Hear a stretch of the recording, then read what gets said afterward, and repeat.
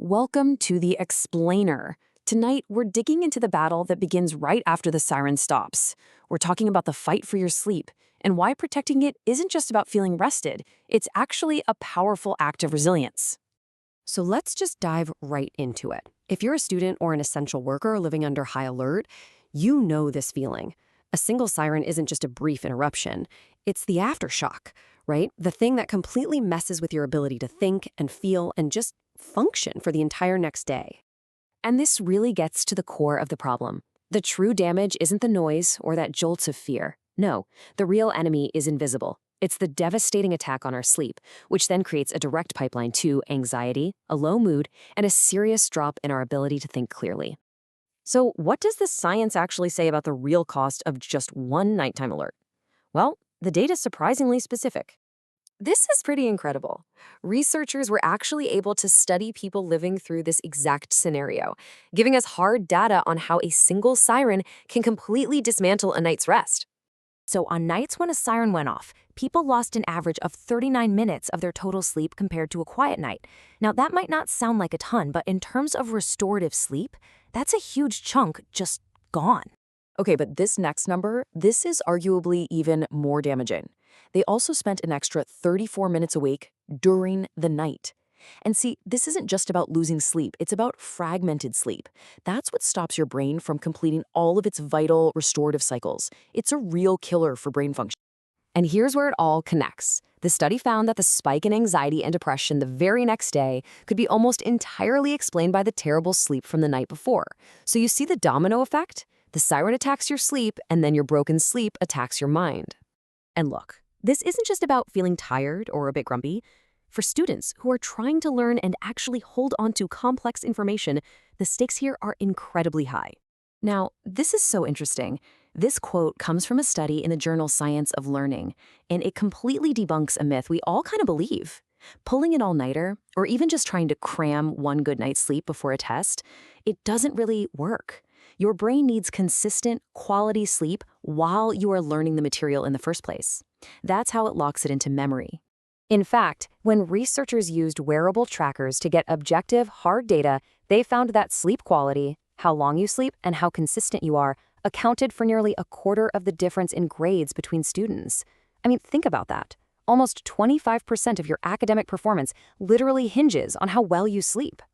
So the takeaway here is crystal clear. In any kind of high-stakes environment, protecting your sleep isn't some kind of luxury. It is one of the most strategic investments you can possibly make in your own performance and your mental health, period. But here's the good news. We are not helpless in this fight. It's time to talk strategy. We can absolutely build a personal fortress to defend our sleep, even when the world outside feels like it's on high alert. So we're going to focus on 3 strategic areas to build up our defenses. We're going to fortify our physical space, calm our internal state, and find ways to liberate our most valuable resource, which is our time. First things first, we have to control what we can actually control, and that starts with making our physical space as peaceful and as conducive to uninterrupted rest as humanly possible. I mean, the data on this is really clear. Having access to an in-home shelter gives you a huge sleep advantage. You can see people with them got more total sleep and spent less time lying awake at night compared to those in shared or public shelters. That sense of physical security translates directly into better rest.